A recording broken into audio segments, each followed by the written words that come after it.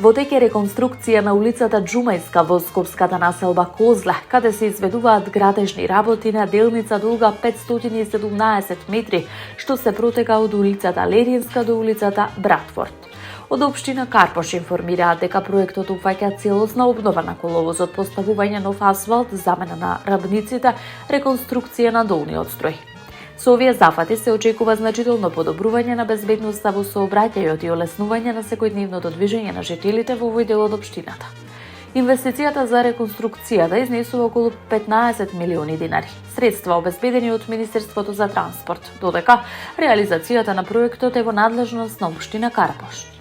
Од општината нагласуваат дека унапредувањето на локалната инфраструктура останува еден од нивните клучни приоритети, особено кога станува збор за улици кои имаат големо секојдневно значење за граѓаните.